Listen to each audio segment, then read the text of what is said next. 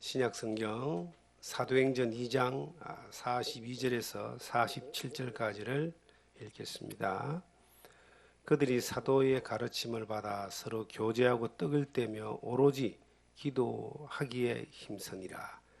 사람마다 두려워하는데 사도들로 말미암아 기사와 표적이 많이 나타나니 믿는 사람이 다 함께 있어 모든 물건을 서로 통용하고 또 재산과 소유를 팔아 각 사람의 필요를 따라 나눠주며 날마다 마음을 같이하여 성전에 모이기를 힘쓰고 집에서 떡을 떼며 기쁨과 순전한 마음으로 음식을 먹고 하나님을 찬미하며 또 온 백성에게 칭송을 받으니 주께서 구원받는 사람을 날마다 더하게 하시니라. 아멘. 우리 교회의 특징이라는 제목으로 사도행전 2장 42절에서 47절의 말씀을 통해서 하나님 우리에게 주신 은혜를 나누기를 원합니다. 교회가 무엇인가? 우리가 왜 교회를 오는가? 또 우리가 몸담고 있는 교회는 어떤 교회인가? 이런 질문에 대해서 적어도 우리는 정확한 해답을 가지고 있어야 되고, 누군가가 물어본다면 대답할 수 있어야 되고, 또 우리가 몸담고 예배드리는 이 교회가 어떤 교회인가에 대하여 정확하게 우리는 설명할 수 있어야 됩니다. 이 사도행전 2장은 초대교회라고 부르는 예수 그리스도 이후에 최초의 교회에 대하여, 그 교회에서 일어난 일들에 대하여, 사건에 대하여 지금 설명하고 있습니다. 예수님이 죽으시고 십자가에 죽으시고 3일 만에 부활하시고 난 이후에 40일 동안 제자들과 함께 있다가 이제 승천하십니다. 다시 오시겠다 하시고 하늘로 올라가셨는데, 그 이후에 이제 이 제자들이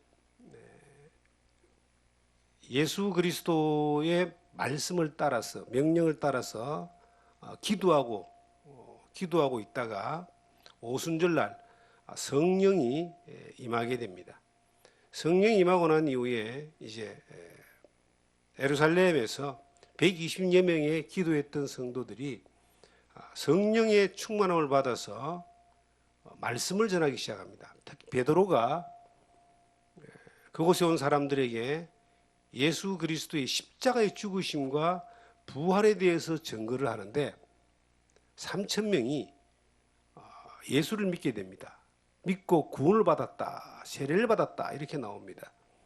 그러고 난 이후에 이제 그 오순절을 지키기 위해서 올라온 그 구원받은 예수 믿은 3,000명의 사람들이 날마다 모여가지고 떡을 떼고 또 사도들의 가르침을 받고, 그리고 멀리서 올라왔기 때문에 함께 오래 머물 수 있는 그런 음식이나 경비와 숙소가 어려우니까 예루살렘 있는 교회 성도들이 함께 먹고 마시는 것을 통용했다. 서로 네 것 내 것 따지지 않고 다 섬기고 같이 이렇게 모여서 예배드리고, 날마다 모였으니까요. 그리고 먹고 기뻐하고 찬양하고 그렇게 하는데 예수 믿는 사람들이 날마다 더해졌다, 이렇게 이 성경은 기록하고 있습니다.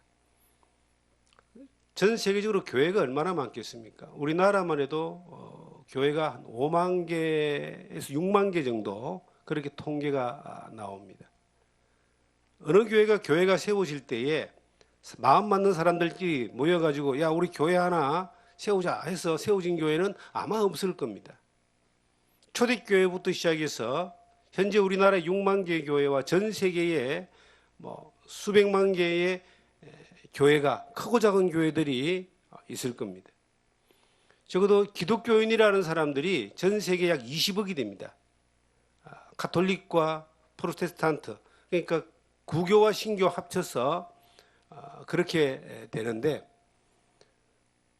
어떤 교회는 교회가 세워질 때에 어떤 스토리가 있고 또한 역사가 있고 거기에 대한 증거가 있고 그럴 것인데, 그저 사람들이 모여서 시대적인 그러한 환경적인 요건을 갖추고 그런 이유 때문에 세워지는 교회라면은 아마 어느 식당을 개업한 것처럼 잠깐 뭐 되다가 말든지 사라지든지 흩어지든지 아마 그럴 겁니다.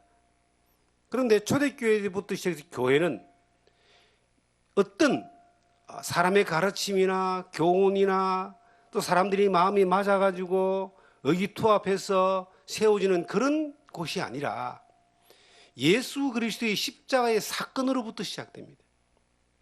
예수 그리스도의 십자가에 죽으시고 3일 만에 부활하심으로 말미암아 죄 사함 받고 구원받은 사람들이, 그 사건을 경험한 사람들이 예수 그리스도의 가르침과 교훈을 받고 따르다 보니까 그 예수 그리스도가 성령을 통해서 교회를 향하여 이루기를 원하시는 그러한 역사가, 소원이 이 복음을 아직 예수를 알지 못하는 사람들에게 증거하고 이 예수를 믿는 사람들 안에서 또 가르쳐져서 그 교훈 안에 세워지는 사람들을 통하여 자기가 머물러 있는, 속해 있는 교회를 넘어 또 다른 곳에 가서, 그것이 땅끝이라고 놓습니다. 땅끝까지 가서 예수의 정이 되게 하는 그러한 일을 명령하셨기 때문에 그 명령을 따라서 예수의 십자가의 사건과 부활의 사건을 경험한 사람들이 예수님의 교훈과 가르침을 따르는 가운데 교회가 세워지고 그 교회를 통해서 전도가 되어지고 선교가 되어지고 또 다른 사람들에게 복음이 전해지고 또 다른 교회가 세워지다가 보니까 방금 읽었던 이 사도행전 2장 42절이 나오는 이 사건 이후에, 초대교회 최초의 교회 이후에 계속 이러한 선순환이 하나님의 말씀과 성령의 인도한 가운데 계속 되어지다 보니까 오늘날 우리에게까지 왔고, 이 생명나무 숲 전원교회도 그 가르침을 따라서 그 예수의 사건을 경험하고 난 이후에 그 주님의 명령을 순종하기 위해서 이곳에 교회가 세워진 겁니다. 우리가 교회에 몸을 담는 많은 사람들 가운데 자기가 속해 있는, 자기가 있는 교회 외에 다른 교회에 가는 것을 상당히 불편해하고 힘들어하고 또 좀 쑥스러워하는 그런 분들이 많이 계십니다. 그리고 저 멀리 있는 분들도 이제 교회를 이사 가서도 본 교회를 찾아가고 그런 것들을 보게 됩니다. 그게 나쁘다는 건 아니에요. 교회는 뭐 어디에 있어도 하나님의 말씀이 역사하고 십자가의 능력이 전거되는 곳이라면 우리가 갈 수 있어야 됩니다. 그런데 내가 있는 이 교회만 진짜 교회다, 이 교회 다른 교회는 가짜 교회다, 이렇게 생각하는 그 생각은 정말로 잘못된 생각입니다. 교회는 우리나라 6만 개의 교회가 다 뭐 교단도 다르고 총회도 다르고 뭐 여러 가지 어떤 모습들이 다른 모습들을 가지고 있다 할지라도 그 교회가 출발 지점이 십자가의 사건을 통해서, 부활의 사건을 통해서 믿음을 고백하는, 신앙을 고백하는 사람들로 출발된 지점이라면은 여러 가지 어떤 상황이 삶의 교훈이나 여러 가지 어떤 그 교리적인 부분들이 약간씩 색깔이 다르다 할지라도 그건 교회입니다. 그 교회 안에 하나님이 교회에, 주님의 몸된 교회에 성령이 역사하시고 하나님의 교회라고 하는 것을 우리가 인식을 해야 되는 겁니다. 그리고 그 교회가 내가 지금 출석하고 있고 함께하고 있는 교회다. 시골에 이렇게 우리가 산골에 교회가 있잖아요. 그 산골에 교회가 있다 보니까 외지에서 들어오신 분들 가운데 교회에 이렇게 이제 참석하시는 분도 계시고, 여행하시다가 참석하시는 분도 계시고, 또 외지에 계시다가 가끔씩 이렇게 또 교회에 이렇게 예배에 오시는 분들이 계십니다. 근데 그 교회는 지역과 환경과 어떤 조건을 넘어서 우리의 이 교회가 예수 그리스도의 십자가의 사건과 부활의 사건에서부터 출발되어져서 예수님의 교훈을 따라서 순종하고 그 명령을 따라서 순종하는 그러한 교회라면은 어느 누구도 올 수 있는 교회고 또 이곳에 있던 분이 어느 곳으로도 갈 수 있는 그러한 교회가 그것이 공교회라 그럽니다. 우리가 사도신경을 고백할 때 거룩한 공교회라는 이름이 나옵니다. 이 공교회란 말은 어떤 사람의 교회, 어떤 교단의 교회가 아니라 십자가의 사건 위에서 예수 그리스도의 교회고 하나님의 교회라는 의미입니다. 주인이 하나님이라는 거예요. 신앙의 핵심이 예수의 십자가와 부활이라는 겁니다. 그 외 다른 것들로 여러 가지 가미된 것들은 그것이 절대적인 것이 아니기 때문에 그것은 중요하지 않다는 것이죠. 여러분과 제가 그러한 교회에 속해 있다라고 하는 것에 대하여 정확한 믿음이 우리 안에 정리가 되어져야 되고 누군가가 물어올 때에 이것을 내게 임한 하나님의 사건과 교훈과 명령에 대하여 고백할 수 있고 증거할 수 있어야 된다. 그것이 아니고 교회가 교회에 대한 증거와 자랑이 그러한 것이 아니고 어떤 환경적인 것이나 어떤 인간적인 것이나 어떤 사람적인 것이라면은 이거는 상당히 참 슬픈 일입니다. 그리고 이제 두 번째가 그럼 우리 생명나무 숲 전원교회는 어떤 교회인가에 대하여 우리가 정확하게 함께 교제하고 협력하고 하는 사람으로서 이제 이해가 되어져야 되고 공감이 되어져야 되고 그리고 내가 거기에 함께해야 되는 겁니다. 이 생명나무 숲 전원교회는 예수 그리스도의 십자가의 사건과 부활의 증거 위에 세워진 교회인데 이 교회는 사도행전의 그 교회를 롤 모델로 해서 따라가는 교회입니다. 그럼 사도행전적 그 교회가 주님이 가르쳤던 교회가 우리 교회이길 원하고 우리가 그 교회를 따라가기를 원하는데 그것이 이 시대에 살아가는 현상과 이 시대의 어떤 나라 일어나는 일들에 대해 그 사항에 대해서 좀 맞지 않는 그런 부분들도 있지 않겠느냐라고 우려하는 분들이 계십니다. 이 시대가 초대교회 이후에 2000년이 지났습니다. 성경은 진리입니다. 2000년이 지나도 이 성경의 진리의 룰, 가르친 대로 가는 것이 그것이 교회입니다.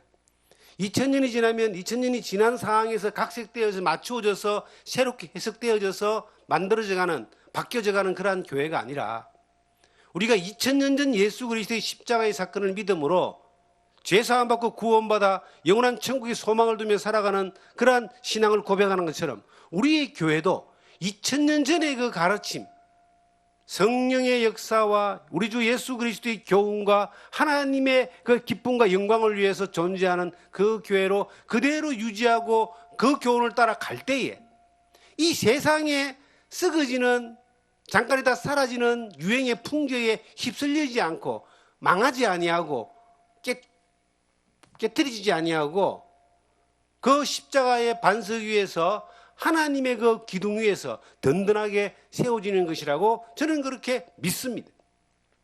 그런 교회이기를 원합니다. 세상이 어떻게 흘러가든 사람들이 뭐라고 하든 시대에 뒤떨어진다고 하든 효율적이지 않다고 하든 그 어떤 평가를 넘어서 하나님이 기뻐하시는 교회 하나님의 영광이 나타난 그 교회는 최초의 교회였던 사도행전 2장 42절 이하에 나오는 이 초대교회, 최초의 예루살렘 교회의 룰을 쫓아갈 때에 그것이 유지되는 거라고 저는 그렇게 믿습니다. 그들은 뭘 했는가? 초대교회의 이 최초의 예루살렘 교회에서 그들은 뭘 했는가? 첫째, 그들은 복음을 전했습니다. 복음이 전해진 거예요. 예수 그리스도의 복음을 전하기 위한 그러한 존재의 이유를 가지고 교회가 시작된 겁니다. 사도행전 1장 8절에 보시면 오직 성령이 너에게 임하시면 너희가 권능을 받고 예루살렘과 온 유대와 사마리아와 땅끝까지 내 증인이 되리라.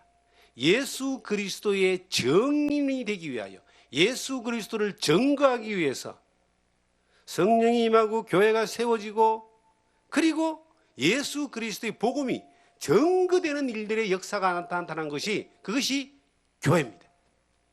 교회의 목적이 뭐냐는 거예요. 우리가 교회의 목적은 예수님이 교회를 세우신 그 목적은 죄악 가운데 어두운 가운데서 영원한 멸망으로 갈 수밖에 없는 인생들에게 예수 그리스도의 십자가의 사건을 증거하여 우리가 그 교회가 증인이 되어져서 그들에게 복음을 전하여 그들로 하여금 영생을 얻고 하나님의 자녀되게 하고 어둠에서 빛 가운데로 오게 하는 그러한 역할을 하기 위하여 이 교회를 주님이 세우셨던 겁니다. 그것이 일어나지 않는다면, 그것이 목적이 아니라면 이것은 잘못된 겁니다. 교회가 교인끼리 뭐 잘 지내고 뭐 사업도 같이 하고 생활도 같이 하고 그걸 위해서 교회가 존재한다고 생각할 수도 있습니다. 왜냐하면 세상이 워낙 막 믿을 만한 사람도 없고 복잡하고 어렵고 힘드니까 믿을 만한 사람이 뭐 그래도 그 믿을 만한 목사님을 따르는 믿을 만한 공동체를 가진 믿을 만한 교회다 그래서 때로는 주변에 공동체라고 하는 형태를 가져서 뭐 시골이나 도시에나 어떤 신앙 공동체가 있습니다. 자기들끼리 뭐 잘 지내는 거예요. 수도원 같이. 근데 그것이 세상에서 마음대로 살고 뭐 헤매고 사는 것보다는 훨씬 낫겠지만은 교회로서의 목적은 아니라는 거예요. 교회는 그건 수도원의 목적이면 모르겠습니다. 기도원의 목적이면 모르겠습니다. 그러나 교회는 예수 그리스도의 복음이 전해지는 것이 목적이 아닌 교회는 교회가 아닙니다.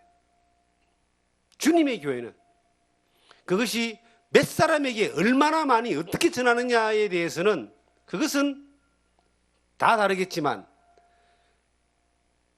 목적이 적어도 존재하는 목적이 예배당이 세워지고 십자가가 높이 달려서 이 세상을 향하여 세워진 목적이 오직 예수 그리스도의 복음이 전해지는 생명의 복음을 전하는 것이 목적이 아니면 주님이 그것을 교회라고 인정하지 않으실 겁니다. 그런 건 사람들이 모이는 또 다른 색깔의 모임입니다. 이 세상에 사람들이 자기 배짱에 맞고 자기의 뜻에 맞아서 함께 모이는 그룹들이 얼마나 많습니까? 교회뿐만 아니라 얼마나 많으냐면요. 내 아는 어떤 분은 모임이 30개래, 30개. 모임이 30개인데 한 달 내에 모임 다니는 거예요. 그 모임들이 어떤 모임이냐 하면은 뭐 봉사하는 모임, 노래하는 모임, 그 학교 동창 모임, 지역 그 사람들 모임, 뭐 어떤 자기의 직업에 맞는 모임 한 30개 되는 거예요. 그런 모임들이나 사람의 뜻에 맞아서 야 우리 예수 믿는 사람들 모여가지고 즐겁게 편안하게 잘 지내보자라고 하는 그러한 모임이나 그 모임 똑같은 거예요. 색깔이 다른 것뿐이지. 그런데 교회는 그런 모임이 아닙니다. 교회는 목적이 뚜렷한 거예요. 하나님의 교회, 예수 그리스도의 교회는 오직 하나님의 영광과 기쁨을 위해서 존재하는데 하나님이 가장 기뻐하시고 영광 받으시는 것은 이루어진 영혼이 주님께로 돌아오는 겁니다. 주님께로 이루어진 영혼이 돌아오는 길은 예수 그리스도의 십자가의 사건밖에 없습니다. 그 십자가의 복음을 전하는 교회만이 교회에 세워진 원래의 목적을 수행하는 교회입니다. 그리고 두 번째가 이제 이 초대교회에 무슨 일이 벌어졌냐니까 이 성경에 보시면은 날마다 마음을 같이하여 성전에 모이기를 힘쓰고 46절입니다. 집에서 떡을 떼며 기쁨과 순전한 마음으로 음식을 먹고 날마다 마음을 같이하여 성전에 모이기를 힘썼다. 이게 바로 예배 드리는 겁니다. 교회는 예배 공동체입니다.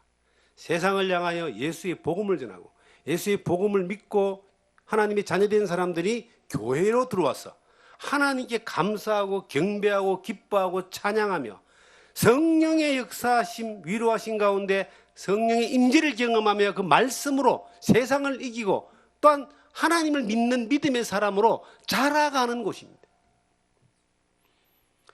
이 세상은 자라간다라고 하는 것은 자기의 힘을 키워가고 또한 자기의 위치를 높여가고 자기의 영향력을 키워가고 자기의 권세를 높여가는 것이 이 세상에서는 자라간다 그럽니다.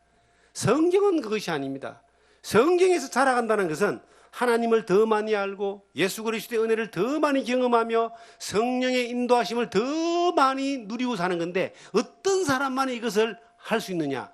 겸손한 사람, 낮아진 사람, 작아진 사람, 십자가만을 자랑하는 사람, 하나님께 감사하고 기뻐하고 늘 하나님을 바라보며 가는 사람에게 나타나는 겁니다. 예배라고 하는 것은 내가 내 예배를 통해서 내가 내 실력과 내 힘을 길러가는 것이 아니라, 예배를 통해서 하나님의 임재와 하나님의 인도하심과 하나님의 은혜를 더 많이 경험하면서 감사하고 기뻐하고 또 평안을, 거룩을 유지해가는 겁니다. 성경의 이 예루살렘의 초대교회의 첫 번째 교회의 특징이 날마다 모였다라고, 날마다 모였다. 그리고 날마다 모여가지고 음식을 같이 먹었다. 그리고 성경이 집에서 떡을 뗐다. 사람이 모이면 먹잖아요. 먹는 게 이게 굉장히 중요합니다. 아무리 반가운 사람도 만나가지고 한 이틀 동안 아무것도 안 먹고 앉아있으면요, 나중에는 싸울 거예요. 사람은 먹어야 돼요. 뭘 먹든지 간에. 세상 사람들은 뭐 커피를 마시든지 술을 마시든지, 만나면 뭐 밥을 먹든지, 만나면 먹고 시작합니다. 이 교회는 뭐 하는 곳이냐? 먹는 곳이에요. 생명의 떡인 하나님의 말씀과 예수 그리스도의 교훈을 먹습니다. 성령이 우리 가운데서 그 하늘 양식을 공급하십니다. 예수님이 본이 예수님을 자신을 이야기할 때 생명의 떡이라 그랬어요. 생수라, 생수. 영원히 목마르지 않는 생수라 그랬습니다.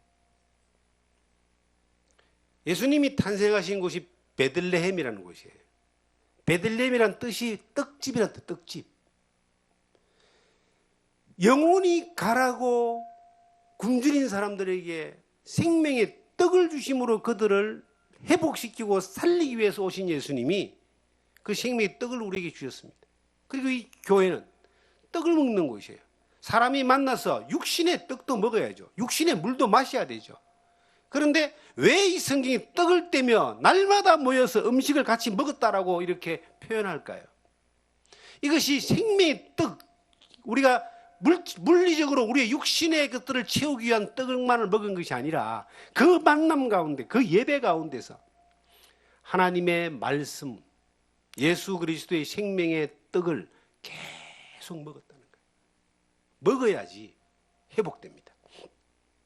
사람이요, 저도 임종하는 사람도 봤고 병 가운데 죽어가는 사람도 봤고 먼저 하늘나라를 간 사람도 많이 만나잖아요. 제 나이쯤 되면 돌아가시는 분들을 많이 만납니다. 다 들어보면요, 마지막에는 못 먹어서 죽어요. 병 걸려서 죽어요. 못 먹으면 죽어요. 그래서 숨이 붙어 있을 때 영양가를 입으로 못 먹으면 뭐 다른 방법으로 코로도 넣고 아니면 뭐 영양제도 넣고 주사도 넣고 그렇게 힘을 주잖아요. 먹어야 되는 거예요. 이 그리스도인들이 이 세상에 나가서 그리스도인으로서 살아가기 위해서는 뭘 먹어야 되느냐? 하나님의 말씀을 먹어야 됩니다. 이 세상에서요, 이 생명나무숲 전원교회에 대하여 하나님의 말씀을 공급하여 먹이는 교회가 되어야 됩니다. 그래야지, 그게 준비되어 있는 교회가 되어져야지 세상에서 굶주리고 헐벗고 힘들고 상처받고 주저앉은 사람들이 하나님이 이곳으로 보내주어서 이곳에 보내지는 사람들이 이것을 먹고 회복하고 힘을 얻고 세워지는 것들을 경험하는 겁니다. 누가복음 10장에 보시면은 예수님이 말씀하십니다. 어떤 사람이 예루살렘에서 여리고로 여행하다가 강도를 만납니다. 강도마다 급한 죽게 됐는데 제사장도 지나가고 레인도 그냥 지나가는데 사마리아인 한 사람이 여행하다가 그를 보고 이 포도주를 그를 시키고 치료하고 자기에 태워가지고 주막에 데려왔다 그래요. 주막에 데려와서 이제 돌보아 주다가 여행을 가야 되니까 주막 주인에게 이 사람을 돌보아 주라. 그 비용이 더 들면 내가 다시 돌아와서 갚아주겠다. 그러면서 누가 선한 이웃이냐라고 그렇게 질문을 던집니다. 이 교회는, 생명나무 숲 교회는 주막 같은 교회입니다. 예수님이 이 땅에 오셔가지고 상처받은 사람들을 구원하시고 죄인들을 구원하는 일을 하시는데 구원만 해가지고 그냥 버려놓은 것이 아니라 데려다가 나귀에 태워서 주막에다가 데리고 오는 거예요.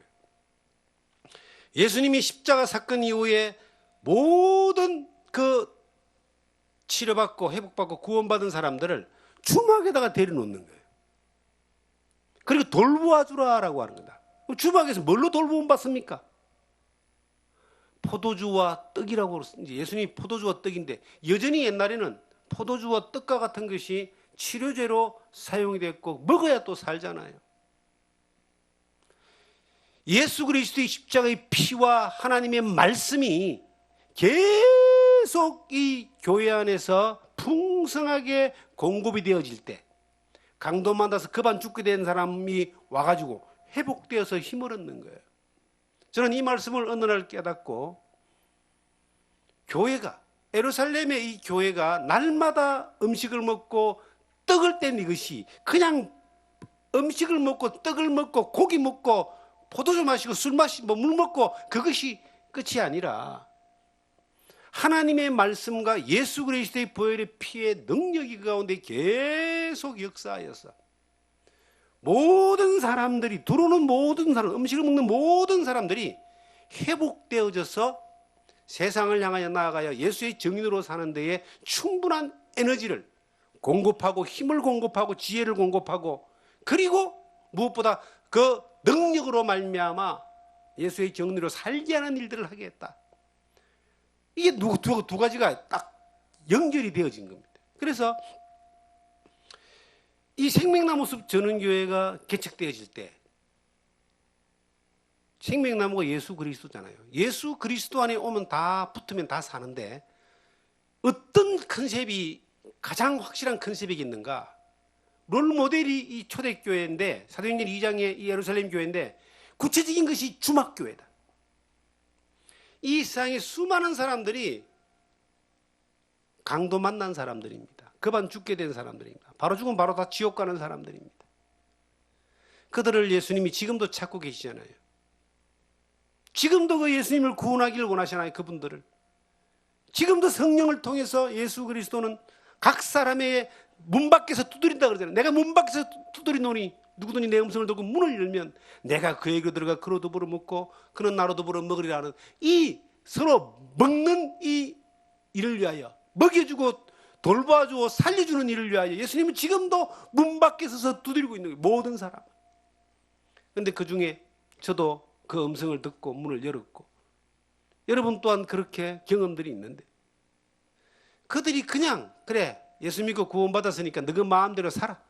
야 예수 믿고 구원받았고 하나님 자녀 됐으니까 더 돈 많이 벌고 더 건강하게 더 열심히 더 높은 데로 올라가서 더 멋있게 행복하게 살아라 라고 그렇게 착각해서 속아가는 사람도 너무나 많지만 너무나 많은 사람이 그렇게 착각해요. 예수도 믿고 하늘 복도 받고 땅에서도 복 받아가지고 부자 돼야 된다. 근데 그 부자가 참 부질없는 게요. 한 200년 안 간다는 겁니다. 금방 지나가 버립니다, 인생은. 하나님이 우리를 구원하신 데에 목적이 있는데 그 강도 만난 사람을 치유해가지고 내버려두고 간 것이 아니라 주막에다가 데려놓고 돌보아주다가 그리고 돌보아주라. 다시 오면 부비가 더 되면 갚아주겠다. 예수님은 반드시 재림하십니다. 우리가 돌봄을 받아서 누군가를 돌보아주는 사람이 되어야 된다는 거죠. 이 교회는 주막교회입니다. 예수님이 사람들을 데려다 주는 거예요. 친히 구원해가지고.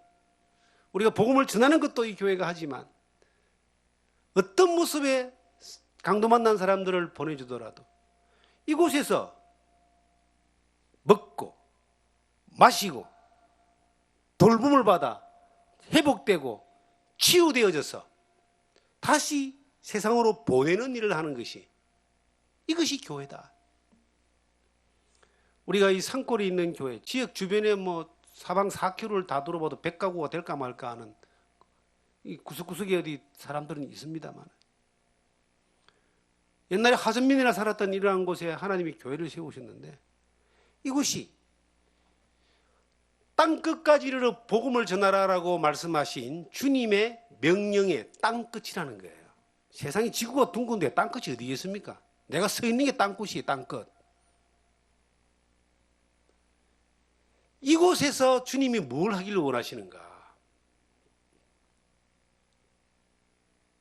최초의 교회를 세우셨던 그 예루살렘 교회처럼, 그리고 주님이 강도 만난 사람을 구원해서 살려서 맡겨놓은 주막처럼 이곳에서 하나님의 말씀과 예수 그리스도의 십자가의 능력으로 사람들을 치유하는 일들을 끊임없이 나타나는 거예요. 그리고 회복된 사람들을 보내는 겁니다. 어디로? 또 다른 땅끝으로. 한국 교회에 요즘 목회자들이 많이 넘쳐나요. 그런데 교인 수는 줄어든다 그럽니다. 코로나로 인하여. 그래서 목회자들이 참 많이 배출이 되는데 목회지가 없어요. 그래서 많은 부분들이 10년 전부터는 외국으로 많이 선교사를 많이 나갔어요. 그래서 우리나라가 세계에서 선교사를 두 번째로 많이 파송한 나라입니다. 미국 다음은 우리나라가 많이 파송을 한 나라예요. 그런데 대한민국 땅에 선교지가 없고 목회자들이 사명받은 사람들이 할 곳이 없다라고 생각하는 것은 굉장히 계산을 잘못한 거예요. 도시에서 좀 뭔가 편안하게 아니면 크게 멋있게 목회를 하려고 하니까 선교지가 없고 사역지가 없고 목회지가 없습니다. 그런데 시골로 나가고 산골로 나가 보세요. 군데군데에 이 동네도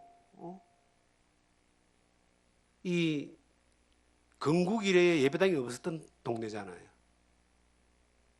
근데 들어와 보니까 말씀 들을 사람이 너무나 많아요. 한 번도 예수를 안 믿어본 사람, 교회를 안 나가본 사람, 우상을 섬기고 귀신을 섬기는 사람들이 구석구석에 있어요. 그들에게도 예수 그리스도의 십자가의 복음이 필요한 겁니다. 그들도 하나님을 믿어야 되는 사람들입니다. 이 지금 딱 여기서 중심으로 해서 1km 한번 딱 돌아봐도 절이 2개고 굿당이 3개가 있어요. 그런데 이분들이, 저는 그분들을 적대시하지 않습니다. 그분들도 예수를 믿어야 되는 강도 만난 사람들이라고 생각하는 거예요. 언젠가 하나님이 그들을 이곳으로 인도하게 될 것이다. 그리고 그들을 향해 끊임없이 이 신호를 보내서 복음을 전하는 삶 가운데서 접촉을 하는 그러한 일들을 포기하지 않는 겁니다. 그 외에 많은 사람들에 대해서 마찬가지입니다. 하루아침에 먼 일이 벌어지지 않겠지만은 우리가 이 교회가 있는 목적이 뭐냐? 무엇을 위해 존재하느냐? 무엇을 해야 되는가? 이것에 대하여 정확한 방향을 가지고 목적과 목표가 정확하고 방향이 정확하게 나아갈 때에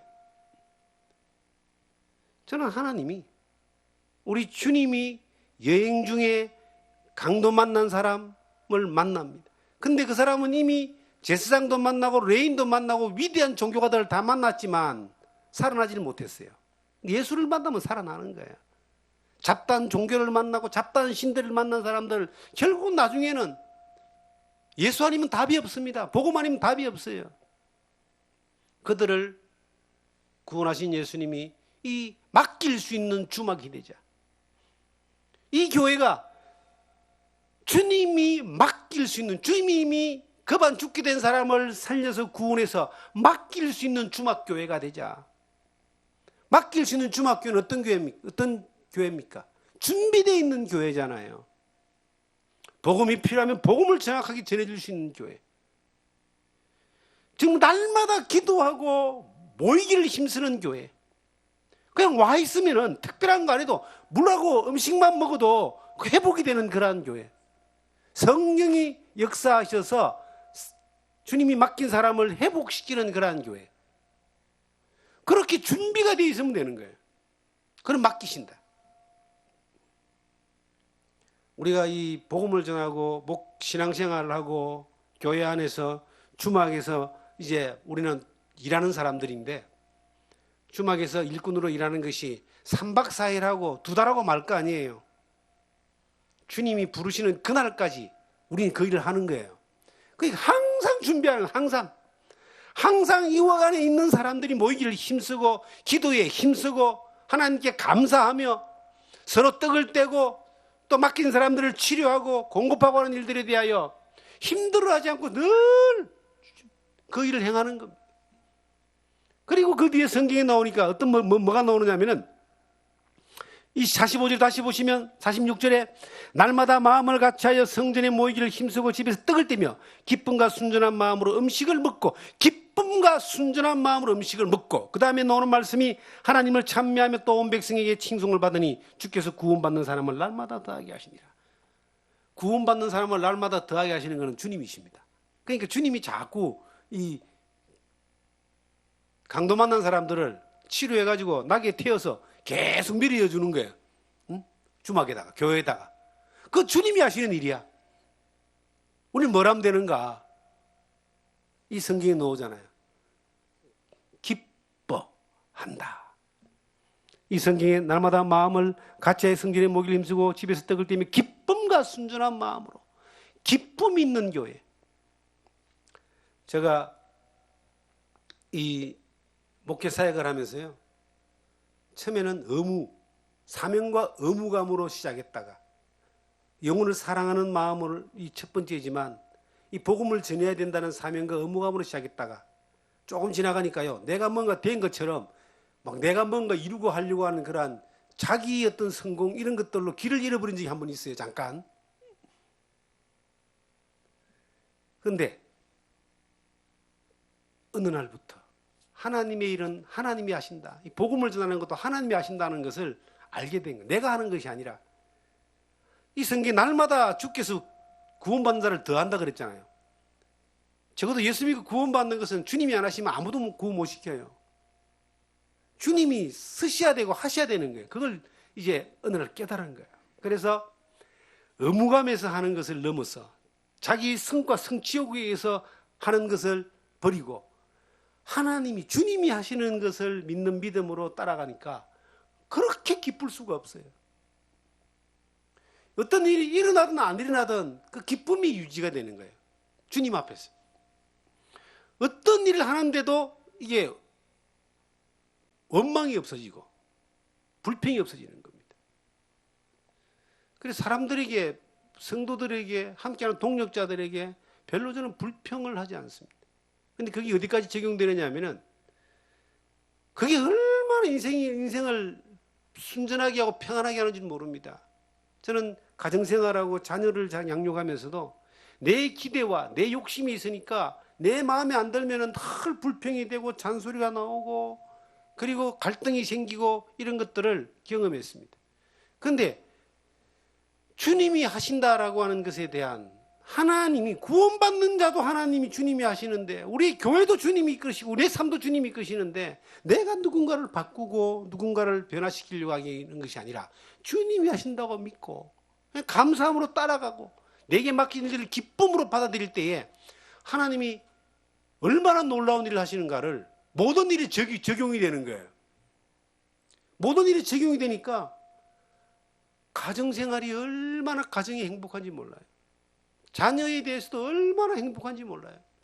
일단 잔소리를 안 하니까요. 내가 고치려고 하지 않으니까요. 그런데 하나님이 고쳐주신다는 거예요. 내 배우자에 대해서도 마찬가지입니다. 우리 사모에 대해서도 내가 고치려고 하면 지금도 아마 날마다 서로 티격태격하고 싸울 거예요. 내 주변에 그런 분들 굉장히 많이 계셔요. 목사들 가운데 그런 분들도 계셔요. 그런데 뭔가를 모르는 거야. 자기가 자기 기준으로 뭔가를 고치려고 하니까 서로가 끝없는 평행선이 아니라 평행선을 넘어서 반대편으로 쫙 가는 거예요. 그 왜 짧은 인생을 살면서 그렇게 고생스럽게 사는지 모르겠어요. 하나님이 하심을 믿고 기쁨으로 이것을 받아들이는 거예요. 그런데 나를 변화시키는 하나님이 그 환경도 변화시키고 상대편도 변화시키고 어떤 불가능한 일들도 변화시켜서 우리로 하여금 하나님 능력과 역사를 보게 하는 겁니다. 이것이 어느 날 딱 몸에 장착이 되니까 어떤 일에 대해 말부터도 시작하고 말부터도 불평스럽고 불망스럽고 부정적인 것들을 잘 안 하게 되고요. 삶 가운데서 굉장히 즐거운 거예요. 복음을 전하는 일이 의무감에서 있을 때는 힘들었습니다. 그리고 내가 뭔가 성과를 내려고 하니까 바로 조금 가다 망해버리더라고. 그런데 하나님이 하시는 것들을 바라보면서 주께서 날마다 구원받는 자를 더하게 해주는 것처럼 주께서 날마다 우리의 삶을 인도하고 교회를 책임지고 인도하고 내 삶을 책임지고 인도하는 것들을 어느 날 딱 경험하고 그 앞에 내려놓고 그분께 맡기고 그분을 따라가는 삶으로 딱 변화되고 난 이후에 놀라운 일들이 변화되는 거예요. 모든 일들이 하나님의 은혜 가운데서 기쁨으로 오고 평안함으로 오고 순전함으로 오고 감사함으로 오고 즐거운 거예요. 그래서 한때 제가 늘 많은 사람이 이야기했습니다. 신앙생활은 즐거운 거야. 그리스도 안에서 즐겁지 않아야 될 이유가 없어. 어느 날 제가 그걸 깨닫고 난 뒤야. 한 십몇 년 전부터 그런 이야기를 많이 했는데 못 알아듣는 사람들이 더 많더라고요. 뭔가 해야 되는 사람들은 결코 즐겁지 않습니다. 사명을 받으면 그게 즐거운 게 아닐까요? 사명을 받은 것은요, 사명이 주신 분이 나에게 일을 맡기시는데 맡기신 그분이 그 일을 이루시는 거예요. 내가 이루는데 생각하니까 너무 힘든 거야. 평생 거기 짓눌려 사는 거예요. 우리가 이 성경에 보니까 그런 말이 나오잖아요. 47절에 하나님을 찬미하며 또 온 백성에게 칭송을 받으니 주께서 구원받는 사람을 날마다 더하게 하시니라. 하나님을 찬미하는 것만으로 우리가 온 백성에게 칭송을 받을 수 있습니다. 내가 하나님을 믿는 믿음 안에서 주막집에서 주님이 맡기신 사람들에게 돌보는 일과 맡기신 일들을 믿음으로 그렇게 해나가면요, 우리의 삶 가운데 찬양이 끊이지 않고 하나님에 대한 경배와 감사가 끊이지 않는 것뿐만 아니라 온 백성에게 칭송받는 삶을 사는 거예요. 저는 이 예수를 믿고 난 이후에 집안에서 처음으로 예수를 믿었잖아요. 복음을 전하고 하는 가운데 그런 기준이 딱 생기더라고요. 나로 인하여 내 집안 식구들에게 하나님의 욕을 먹이서는 안 된다. 그 마음이 각오가 딱 들어오니까요. 어떤 일에 대해서도 타협하지 않는 것뿐만 아니라 어떤 일에 대해서도 몸가짐이나 마음가짐이나 행동이나 그 손가락질 받고 비난받은 일을 하지를 않았습니다. 10년, 20년 지나가니까요. 그 집안 식구들이 다 복음이 전해져서 다 예수를 믿게 되더라는 겁니다. 우리가 하나님 앞에 바른 믿음으로 살아갈 때에 불편한 것들은 많겠지만은 하나님 앞에 늘 감사하는 믿음으로 세워져 있으면요, 세상 사람, 내 주변에 하는 모든 사람들도 그 사람을 칭송합니다. 그 사람을 통하여 하나님을 칭송합니다. 그게 전도하는 최고의 비결입니다. 우리의 몸이, 우리의 삶이, 우리 입이 전도지거든요. 하나님을 믿고 예수 믿는 사람들이 불신자들을 만날 때 입에서 나오는 말들이 어렵다, 힘들다, 죽겠다, 고통스럽다, 돈 없다, 누가 속색인다, 이런 이야기만 자꾸 하면 세상 사람들이 그럴 것 같으면 하나님 말라고 믿냐라고 안 하겠습니까? 어떤 상황에도 감사하고 기뻐하고 즐거워하고 이것들이 되어지면 사람들이 야, 신기하다, 네가 믿는 하나님 나도 한번 믿어봐야 되겠다, 이렇게 하지 않겠습니까? 이틀 전에 어떤 분이 전화가 왔어요. 이제 전도를 이렇게 했던 사람이고 잠깐 같이 이렇게 지냈던 사람인데 멀리 떨어져 있었고 몇 년 또 못 만난 사람인데 인생이 어려운 순간을 닥쳤나 봐요. 그래서 어려운 순간을 닥쳤는데 뭐 몸도 이제 병이 오고 뭐 췌장 쪽인가 어디 병이 왔고 또 직장 생활도 하기 어려운 상황이고 여러 가지 어떤 힘겨운 상황이 왔는가 봐요. 자기가 이제 인생을 돌이켜 보면서 자기 인생에 자기의 가장 그래도 힘들 때 연락하고 싶고 위로받고 싶고 도움받고 싶은 사람이 누군가 하고 손을 꼽아 보니까 제가 손이 꼽히더라는 거야. 그래서 제가 그랬습니다. 힘들 때만 찾지 말고 좋을 때 좀 찾아주세요. 전화로 위로하고 또 조만간에 이제 만나게 되겠지만 우리가 사람들에게 칭송을 받을 때에 복음은 전해집니다. 우리가 전도제가 통로가 되니까. 저는 이 교회가 이곳에 와서 이렇게 교회를 건축하고 복음을 전하고 살 줄을 꿈에도 생각해 봤겠습니까? 근데 하나님이 밀어가지고 이곳에 와서 살게 만드시고 이곳에 또 교회를 짓게 만드셨어요. 근데 저도 하면서 이상한 거예요. 하나님 어떤 계획이 있으시기에 이곳에다가 이렇게 나를 오게 하셨는가? 그 마음을 주시고 또 오게 하시고 이 황무지 같은 곳에서 이 환경과 여건 조건으로 뭐 교회는 사람 많은 데 가서 세우는 게 이게 정석 중에 정석인데 사람도 없는 산골짜기에 차도 몇 대 안 다니는 이곳에 왜 세우냐 이거예요. 그런데 하나님이 하시는 일은 하나님이 하시는 거예요. 이곳에 와서 평생 예수 안 믿은 사람은 예수 믿고 구원받고 그리고 이곳에서 예배 첫수로 또 참여하면서 하나님께 영광 돌리고 또 수많은 사람들을 만나는 저는 도시에서 사람들을 만난 것보다 여기서 만나는 사람이 훨씬 많은 거예요. 도시는 다 스쳐가는 사람이지만 여기는 관계를 맺는 사람들. 한 번 오고 또 오는 곳이에요. 듣도 못한 사람들이 소문 듣고 또 찾아와서 차라도 한 잔 마시면서 하나님의 복음에 대하여 적어도 전할 수 있습니다. 이 환경의 조건들을 저희들은 최선을 다해서 꾸미려고 합니다. 다행스럽게 돈만 많으면 뭐 시키면 다 하겠지만 그런 여건은 안 되기 때문에 우리가 손수 가꿔야 되는데 그 가꿀 수 있는 마음을 주신 거예요. 저희 사모가 이 자연을 사랑하고 꽃을 사랑하고 또 이러한 것들을 또 이렇게 가꾸고 하나님을 찬양하고 또 하나님 영감을 받고 시를 쓰고 이런 일들을 이렇게 기쁨으로 할 수 있다는 것이 얼마나 감사한지 몰라요. 하기 싫은 거 억지로 해야 되면요 안 하는 게 낫죠. 기쁨으로 하는 거예요. 저도 몸을 많이 움직이면서 이 좋은 조건 환경을 최대한 더 좋게 만들어 보려고 몸을 움직입니다. 그런데 불편하지 않고 불평하지 않고 힘들지 않습니다. 감사하는 거예요. 왜? 우리만 보고 뭐 즐기고 좋게 하려고 여기는 대문도 없잖아요. 누구나 와서 볼 수 있는 곳으로 만들어 가는데 세상 사람들에게 칭송을 받는 거예요. 교회가 우리가 어떤 칭송을 받아야 되냐면 적어도 칭송을 받기 위해서는 세 가지 요소가 있어야 됩니다. 첫째는 환경적인 요소가 하나님의 교회, 예수 그리스도의 교회가 찌질하거나 흐름하거나 아니면 누추하거나 초라한 그러한 모습이 아니라 사람들이 볼 때에 이 하나님의 교회, 예수님의 교회라는 곳이 저렇게 깨끗하고 깔끔하고 정갈하고 아름답고 평화로운 곳이다라고 하는 이것이 그러한 마음을 주는 것이 환경적으로 칭송을 받는 겁니다. 그렇게 가꾸어야죠. 주막집 주인이 맡겨진 종이 말입니다. 사람들이 올 수 있는 곳으로 만들어놔야 되는데 마당에는 뭐 가시덤불이 가득하고 집에는 거미줄이 풍풍풍 서 있고 방에는 곰팡이가 팡팡 끼면은 누구를 맡기겠습니까? 음식은 뭐 맛이 없고 안 되잖아요.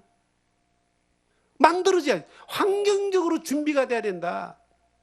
그래서 환경을 가꾸는 일들에 대하여 몸을 아끼지 않습니다. 주신 대로 또 지혜를 주시더라고요. 계속 뭐 할 수 있는 힘을 주시는 거예요. 불평이 없습니다. 피차의 부부가 이곳에서 시간이 있을 때마다 기도하고 찬양하고 말씀 보고 그리고 땅을 가꾸고 자연을 산책하면서 하나님께 감사드리고 환경적인 요소의 칭송이 있었다는 겁니다. 두 번째는 뭘까요? 두 번째가 사람들과의 관계 가운데 칭송입니다. 만나지는 모든 사람에 대하여 모든 사람과 더불어 화평하라. 교회가 이 시골 땅에는요, 이건 하나만 개입 잘못 갈등이 생기면은 평생 원수입니다.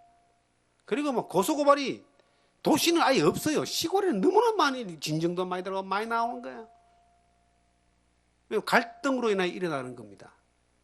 저희 교회가 이곳에 와서 저희 집이 이사 온 건 4년이고 교회가 세워진 건 2년인데 다 건축이 되어지고 그다음에 이 조경하고 하는 환경 가운데 단 한 번도 민원이 없었어요. 정말 기적입니다. 기적. 단 한 번도 갈등이 없었어요. 하나님이 그렇게 다 해주시는데 우리가 사람들과의 관계 가운데에 칭송을 받아야 된다는 거예요. 내가 욕심을 내고 내 것 채우려고 그러고 내 이득 쫓아가고 나만을 위한다 그러면 다른 사람도 똑같은데 갈등이 생기는 거예요. 이 도로가에 쓰레기라도 한번 내가 줍고 이 도로가에 꽃이라도 심고 풀이라도 메고 오고 지나가는 사람들에게 따뜻한 추울 때는 커피를 대접하고 여름에는 시원한 물이나 이것도 대접하고 만나는 사람 반갑게 맞이하고 구경시키고 꽃도 나누고 씨앗도 나누고 그리고 뭔가 생기면 갖다 주고 교회 마을에 행사가 있으면 적극적으로 후원하고 참여하고 그것이 뭔가 가지고 있어서가 아닙니다. 관계적인 칭송을 받아야지만이 사람들이 시골 사람들이 마음을 한꺼번에 안 열지만은 3년 지나고 5년 지나고 10년 지나면은 한 식구가 되는 거예요. 마을 공동체가 되는 거예요. 이 마을, 이 교회가 자기들의 아이들을 맡길 수 있는 그러한 교회가 되고 노인들이 도움받을 수 있는 교회가 되고 마을 행사에서 어떤 함께 할 수 있는 그런 교회가 되면 나중에 이 마을 사람들은 이 교회를 이 동네 사람들은 우리 동네 교회, 우리 교회라고 하지 않겠습니까? 우리 교회라고 지금 이야기하는 분들이 계셔요. 관계적인 칭송을 받아야 된다는 거예요. 그렇게 되어지기 위하여 계산을 따지고 내 이득을 따지고 이러면은 안 되는 거죠. 하나님이 이 주막교회는 흘러가는 하나의 실개천과 같은 교회가 돼야 되는 거예요. 여기에 꽁꽁 묶어서 뭔가를 만드는 것이 아니라 계속 흘려보내는 거예요. 사람도 흘려보내고 물질도 흘려보내고 그리고 예수의 사랑을 거기에 같이 묻어서 계속 흘려보내는 거예요. 제가 이런 말을 들은 적이 있습니다. 어떤 사람하고 대화 나누는 가운데 밥을 많이 얻어먹으면 밥 사준 사람의 밥이 된다. 며칠 전에 들은 이야기예요. 그래서 자기는 밥 안 얻어먹고 계속 밥을 사준대. 얻어먹는 걸 좋아하는 사람은 다 자기 밥이라는 거예요. 다 자기 시킨 대로 다 한다는 거예요. 물론 이게 세상 사람의 어떤 기준인지 모르겠지만 짠 걸 먹으면 물을 먹게 되어 있습니다. 대한민국 사람은요, 뭔가를 얻어먹으면 도움을 받으면 다 마음에 좋은 마음을 가지는 거예요. 내 거 뺏긴다 생각하니까 때려 죽이려고 그러고 싸우려고 그러죠. 자기한테 주고 공급해 주는데 누가 싫어하겠어요. 그래서 이 교회는 초대교회가 그 자기의 재산을 다 사도들 앞에 내놔가지고요, 그 3,000명을 먹이고 입히고 재우고 그렇게 해서 가르치는 일들에 그 일을 했기 때문에 거기서 돌봄을 받은 사람들이 세상 자기 있는 곳으로 또 내려가가지고 복음을 전하고 이 교회가 복음이 확장된 거 아닙니까? 이 시골에 있지만 여기가 땅끝이고 이곳에서 하나님의 놀라운 능력의 역사가 나타나는 것은 이곳이 주님의 교회이기 때문입니다. 우리 교회의 특징이 이 주님이 말씀하신 교회고 예루살렘의 그 교회고 초대교회의 그 교회의 특징을 가져서 그 일을 그냥 수행하는 거예요. 그대로 순종하는 거예요. 그러면 날마다 구원받는 사람을 더하여 주신다. 그리고 이제 우리가 칭송받는 세 번째 요인이 뭐냐면은 앞에서 일하는 사람들이 칭찬을 받아야 됩니다.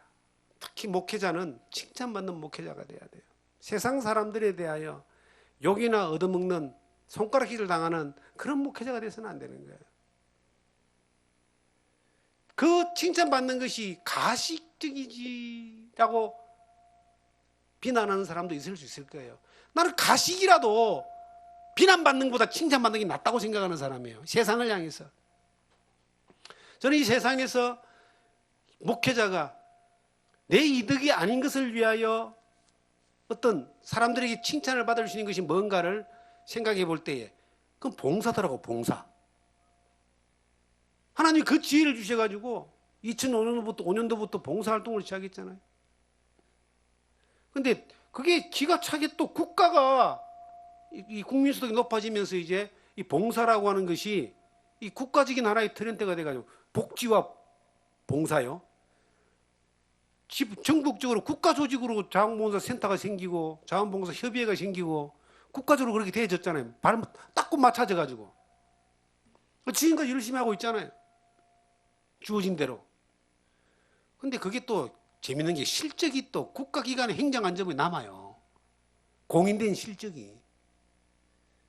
그런 공인된 실적들을 가지고 있을 때에 가시라고 말할 수는 없죠. 이 수고하고 손으로 노력하고 봉사한 시간들이니까. 근데 그런 것들이 어떤 면에서는 칭찬을 받을 수 있는 요건이 되는 거예요. 목회자가 칭찬을 받으면 목회자가 섬기는 하나님은 기뻐하시고 칭찬받는 거예요. 복음이 전해지는 거예요. 사람들이 비난받는 것보다는 아까 어떤 사람이 몇 년 동안 안 만나봤지만 그 사람이 힘들고 어려울 때 생각나서 전화할 수 있고 찾아올 수 있고 복음을 전할 수 있잖아요. 그 사람들에게. 그러한 것들이 요소적으로 우리가 되어질 때에 하나님은 날마다 구원받는 자를 더해 주신다. 우리 교회는요, 주님이 강도 만난 사람을 만나면 나귀에 태우다가 돌보아주라고 맡길 수 있는 교회가 되어야 된다. 그 교회가 그렇게 우리가 이 사역하는 교회가 생명나무숲 전원교회라는 사실을 여러분들이 다른 사람들에게도 여러분들이 경험한 이것들을 알려줄 수 있고 전해줄 수 있는 그러한 이유를 경험하고 가지고 살았으면 좋겠습니다.